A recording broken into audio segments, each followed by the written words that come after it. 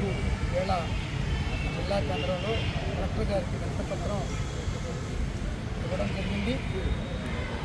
నారా లోకేష్ గారు ఖచ్చితంగా రాజీనామా చేయాలని డిమాండ్ చేస్తే వినతిపత్రం ఇవ్వడం జరిగింది. మనం అందరం చూసాం ధర్మేంద్ర ప్రధాన్ గారు ఏం జరిగిందనేది.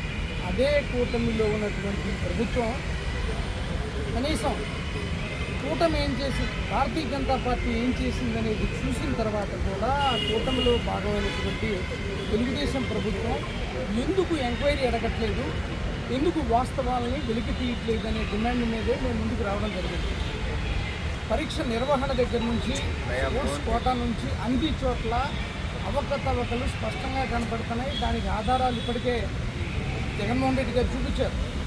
అందులో భాగంగానే నిరసన తెలియజేస్తున్నాం. ఈ ఉద్యమాన్ని ఉధృతం చేయడానికి ఎన్జీకి కూడా పిలుపునివ్వడం జరిగింది.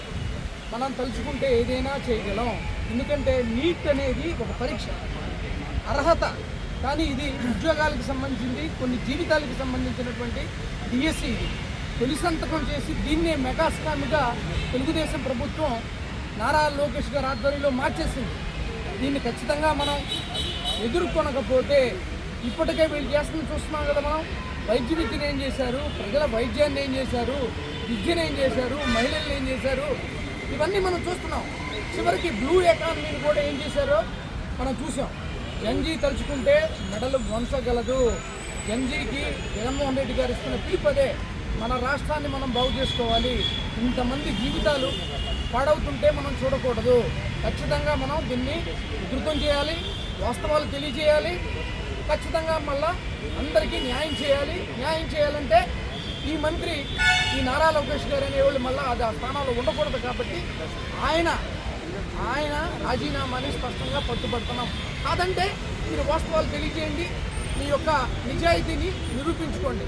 లేని పక్షంలో తొలగాల్సిందే. ఈ ఉద్యమాన్ని అన్ని రకాలుగా ఉధృతం చేస్తామని చెప్పడంలో భాగంగానే ఇవాళ ఈ కార్యక్రమం జరిగింది. ఎన్జీకి జగన్మోహన్ రెడ్డి గారు ఇప్పటికే పిలుపునిచ్చారు.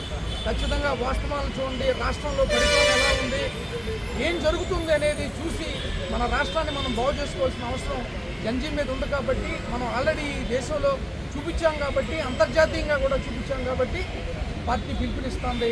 వాస్తవాలు తెలుసుకొని ఖచ్చితంగా దీని మీద పోరాటం చేయాలని మనస్ఫూర్తిగా మిమ్మల్ని పెట్టుకుంటున్నాం, కోరుకుంటున్నాం.